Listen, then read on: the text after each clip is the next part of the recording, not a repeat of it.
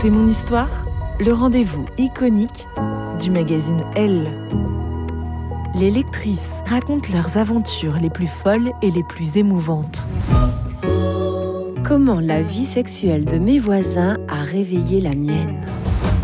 Vibrez maintenant avec le podcast C'est mon histoire. C'était en pleine journée, un samedi. Étendue sur mon lit, j'écoutais un conte pour enfants que j'envisageais de diffuser à mes élèves de moyenne section. Tout à coup, un râle me sortit de la vie trépidante de Doudou Lapin. Mais d'où venait ce bruit ? Un gémissement lancinant qui grondait de plus en plus fort. Bon, quelqu'un était en train d'agoniser dans mon immeuble. Au son des petits cris aigus et syncopés qui vinrent ponctuer le souffle rauque d'une bête féroce, je compris que non. Ou alors, cette personne agonisait de plaisir. Et puis un bruit. Digne d'un bon coup de marteau dans le mur, le lit, le bureau, acheva de me convaincre, ma voisin s'envoyait en l'air. Mais lesquels ? Ceux du dessus étaient un couple de petits vieux, alors à moins d'avoir avalé la boîte de Viagra, le monsieur ne me semblait pas si vigoureux. Ça ne pouvait donc être que mes nouveaux voisins de palier. Je les avais croisés quelques jours plus tôt dans le hall. Ils emménageaient. Waouh, un couple solaire. J'avais tout de suite pensé alors qu'ils me souriaient et me saluaient. Elle devait avoir la petite quarantaine, une jolie brune pétillante à la beauté très naturelle.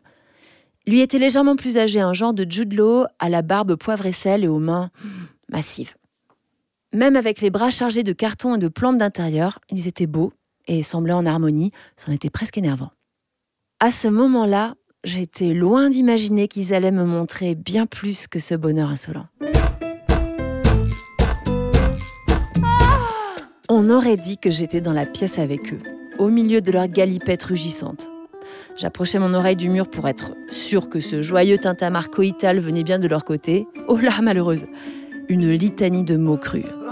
Viens là, ma petite sœur. Prends-moi plus fort, tu aimes. Mon cœur s'est mis à battre fort. Je me suis redressée d'un bond, éteignant vite mon podcast comme s'il fallait préserver les oreilles de Doudou Lapin, encore si jeune et innocent. Je me suis vue dans le miroir, j'étais écarlate. À la fois un peu surprise par l'obscénité et curieusement exaltée. Moi qui avais toujours été pudique et peu portée sur le sexe, j'étais servie. À 34 ans, je n'avais pas eu beaucoup d'histoires et surtout, elle n'avait jamais été basée sur ces questions-là. Moi, je cherchais l'amour, le grand, le vrai, celui qu'on m'avait vendu depuis l'enfance. Issue d'une famille bourgeoise tradie, j'avais toujours ressenti que ce qui était en dessous de la ceinture était tabou. J'avais donc grandi avec l'idée qu'il fallait rencontrer un homme et l'épouser. Donc pas de place pour le plaisir.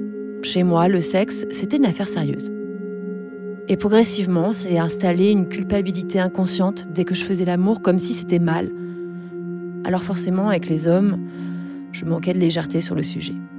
En fait, j'avais même plutôt tendance à les faire fuir.